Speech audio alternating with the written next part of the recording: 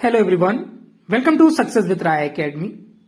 हाल ही में ब्रिक्स देशों की संख्या को बढ़ा दिया गया है, यानी कि अब टोटल 11 देश हो गए हैं। अभी तक 5 देश थे और 6 देश को इसमें मेंबर के तौर पर शामिल कर लिया गया है।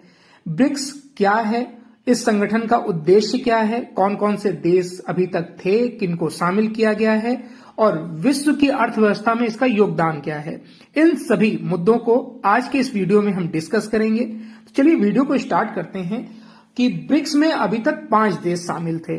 जैसा कि इसके नाम से ही आपको पता चल रहा है, हर जो अल्फाबेट है वो एक कंट्री को शो करता है। जैसे कि ब्री ब्राजील को, आर रशिया को, आई इंडिया को, सी चाइना और एस साउथ अफ्रीका को। अभी तक 5 देश थे इसमें, अब इसमें 6 और देशों को जोड़ लिया गया है, तो इसकी टोटल संख्या हो गई है 11।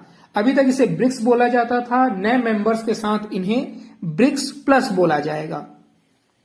तो सबसे पहले हम ब्रिक्स के बारे में जान लेते हैं कि जो ब्रिक्स है वो 2006 में पहली बार अस्तित्व में आया।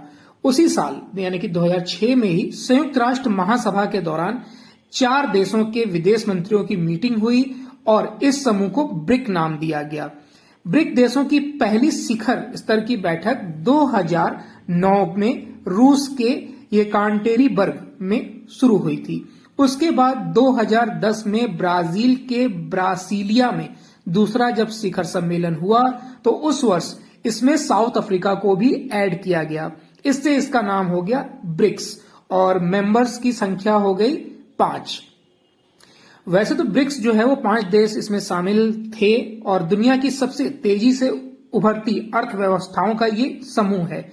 इनकी दुनिया की जीडीपी में 31.5% की हिस्सेदारी है। ब्रिक्स के सभी 5 देशों में दुनिया की 41% से ज्यादा आबादी रहती है। वैश्विक कारोबार में भी इनका 16% का हिस्सा बताया जाता है और ये एक संयुक्त राष्ट्र का आंकड़ा है। तो हालांकि जिसमें ब्राजील होगा, रशिया, इंडिया, चाइना, उसकी आबादी तो 41% होनी ही है इस ग्रुप की। इस बार ब्रिक्स समिट में 2 एजेंडों पर फोकस किया गया, ब्रिक्स का विस्तार और दूसरा ब्रिक्स देशों में अपनी करेंसी में किस तरीके से कारोबार किया जाए, इसके महत्व को बढ़ाना।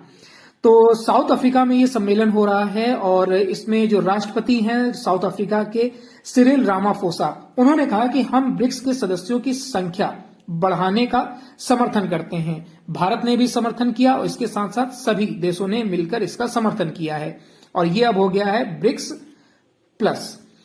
और ये 15वां इसका सम्मेलन था जो दक्षिण अफ्रीका के जोहान्सबर्ग में आयोजित किया जा रहा है। 1 जनवरी 2024 से इसके सदस्यों की संख्या बढ़ गई है। सदस्य कौन कौन से बढ़े हैं? Argentina, Egypt, Ethiopia, Iran, Saudi Arabia और यूनाइटेड अरब अमीरात।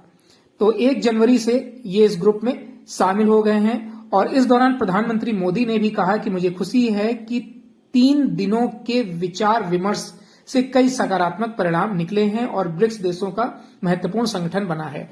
हालांकि इसमें 40 देशों ने आवेदन किया था शामिल होने के लिए और इच्छा व्यक्त की थी। इनमें से 23 देशों ने तो इसकी सदस्यता के लिए आवेदन किया था। 40 तो जो टोटल थे मौखिक तौर पर बोला था और 23 देशों ने सदस्यता के लिए आवेदन भी किया था। आवेदन करने वालों में सऊदी अरब, संयुक्त अरब अमीरात और अर्जेंटीना शामिल है, जिनको इसमें शामिल कर लिया गया है।